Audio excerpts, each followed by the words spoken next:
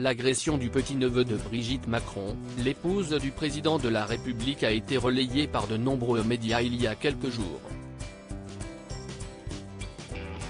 Le 15 mai dernier, Jean-Baptiste Trogneux, propriétaire de la chocolaterie du même nom située à Amiens, a été pris à partie par plusieurs individus, selon Le Parisien.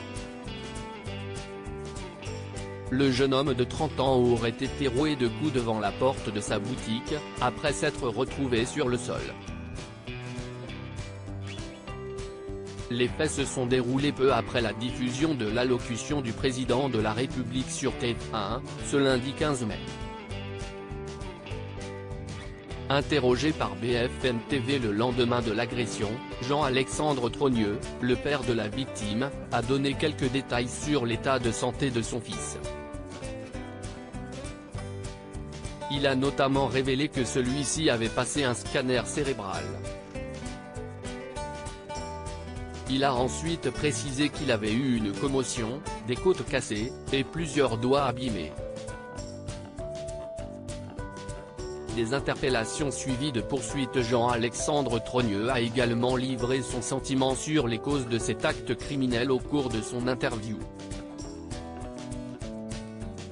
Selon lui, de nombreuses personnes pensent que l'entreprise Trogneux appartient au président de la République. C'est un point d'orgue, depuis 2017, sur le nombre d'agressions. Ça a été des insultes, des crachats, des dégradations de nos magasins. Et là maintenant, on arrive à l'insoutenable, c'est l'agression physique. Tout simplement parce que nous faisons partie de la famille du président, a-t-il déclaré à BFM TV. Le père de Jean-Baptiste Trogneux s'est également déclaré scandalisé par cette agression. L'enquête concernant cette affaire est actuellement en cours. 8 personnes ont été interpellées peu après l'incident, selon France Info. Sur les principaux suspects, certains étaient connus des services de police pour des faits de violence ou des dégradations. 3 d'entre eux ont comparu devant un juge ce mercredi 17 mai.